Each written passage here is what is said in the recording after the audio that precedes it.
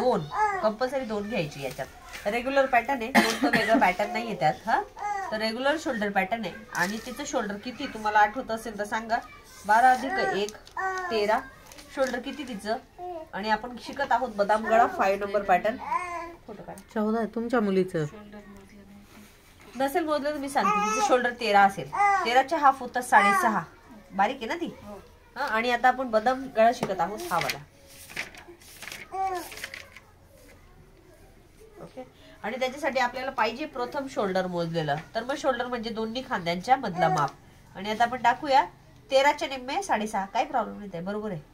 तुम्ही मोजू शकता. 6.5 इकडे घ्या, 6.5 इकडं जसंच्या तसं घ्या, काही चेंज करू नका. आणि हे छोटंसं बगल तुमचं असं रेडी झालेलं आहे. आता तुम्ही छातीच्या 4थ्या भागामध्ये जे माप टाकलेलं ना त्याच्या बगलेच्या खाली काही माप तयार होतं. आणि जे माप तयार होतं ते मोजायचे. आतापर्यंत आपण या मापाकडे आलेलो नाही, पण आता मी आलेली आहे. तर मग किती येते 2.5 आहे. इथं येताना किती होईल 2. इकडे एक माप आहे 3 आहे. इकडे येताना किती होईल 2.5. इकडे एक माप 4 आहे. इकडे येताना किती होईल 3.5. अर्धा इंच मायनस करत चालायचे. म्हणजे तुम्हाला परफेक्ट गळ्याची फिटिंग भेटेल त्या व्यक्तीची. हिची कदाचित 3 असू शकते किंवा असं एक फॉर एक्झाम्पल सांगितलं. आणखी कोणाचं असलं तर आणखी माप वाढत जाईल. तर बंगल्याच्या खालचं माप उचला इकडे सरका. आतापर्यंत हे पॅटर्न आपण शिकलेलो नव्हतो, आता आलो.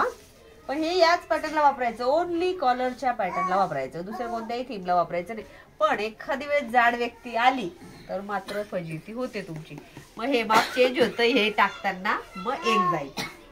मग कसं समजायचं आपण ते मोठं होतंय म्हणून. तर इथे 4 आले की मग 4 एवढा गळा कॉलरचा नसतोच, तो 3च्या पुढे जातच नाही.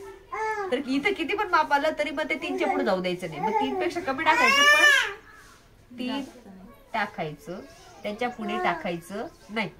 इथे जे माप येईल ते बारीक मापाने सगळ्यांना उचलता येतात, वजा करून ठेवता येतात. पण जाड माप आलं तर ते माप उचलून इथे ठेवता येत. मग 3च घ्यायचा लास्ट गळा. पण शक्यतो 1.5 2 2.5 इतका घ्यायचा. 1.5 2 2.5 इतका कॉलर साठी गळा ओके. पण सगळेच माप सारखे नसतात ना, त्यामुळे मग आपण चेंज करतो. मग गळ्याची उंची किती राहील तेवढी पाहिजे तेवढी घेऊ शकता. आता आपण बदाम शिकणार आहे त्यामुळे इथे गळ्याची उंची फक्त जे इथे येईल ना ते माप आहे. इथे 2 असेल तर 2, इथे 3 असेल तर इथे 3. एवढंच गळा आहे तुमचा इतका. बघू तुझा बदाम गळा एकदा. आणि तुमची गळ्याची उंची इथून खाली स्टार्ट होईल. तर तुम्हाला किती पाहिजे, समजा गळा 7 पाहिजे. किती पाहिजे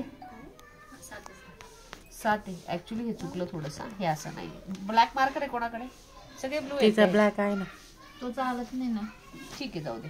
हा जो गळा आहे ना, तर हा इथे घेताना फक्त 1 इंचाने कोरायचा आहे. किती 1 ने असा करून घ्यायचा. तर हा चुकलाय हे सगळं. आता पुढे काय करायचंय, तर एक गळा घेतल्यानंतर इथे 1 इंचचं पुन्हा माप सोडायचंय.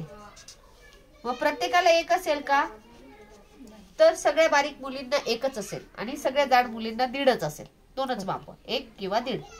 त्याच्यानंतर शोल्डर उतार कंपल्सरी आहे आणि तो अर्धा इंचचा असेल. बगल कंपल्सरी आहे, तो 1 इंचचा असेल. कंपल्सरी 1च आहे.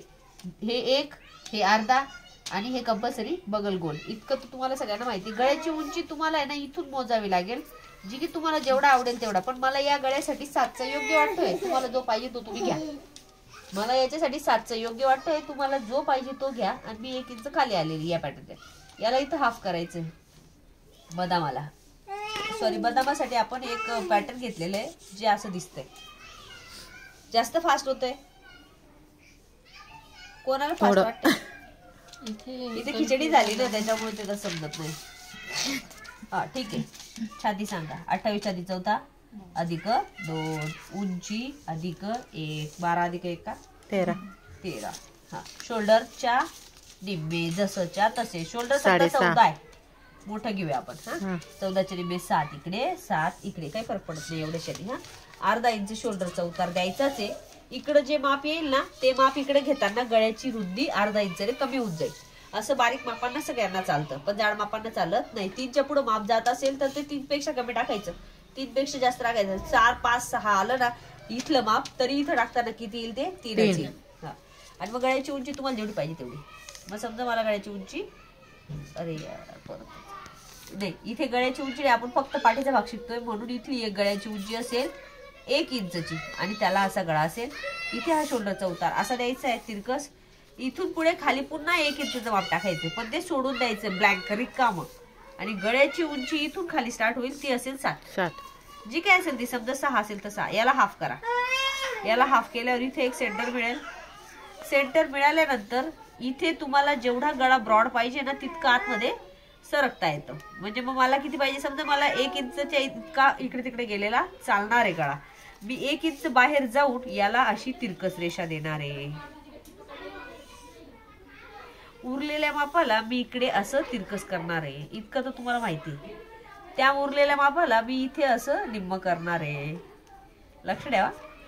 त्या मापाला मी इथं असं उभं करणार आहे. मग आता काय करणार आहे, हा तर आता याच्या आधार इथून इतकं काहीच करणार नाही. इथून उरलेल्या मापाला मी असं घेऊन असं छेदणार आहे. मग तो बदाम तयार होईल. आणि तुम्ही याची खूप प्रॅक्टिस करा, तेव्हा तो परफेक्ट बदाम तयार होईल. बंदच नाही केला बंद. ओके. आणि हा अशा पद्धतीचा बदाम तयार होईल. खूप प्रॅक्टिस करा, परफेक्ट येईल. इथे 1 इंचवर आपण बघल आखू. आणि हा ओनली आज गळा दिलाय. पॅटर्न आपण उद्या शिकणार आहोत. आज आहे तुमचा प्रॅक्टिसचा कितवं ब्लाऊज आहे, 5वं ब्लाऊज ना. 5 नंबरच्या ब्लू कलरच्या ब्लाऊजचा बदाम गळा.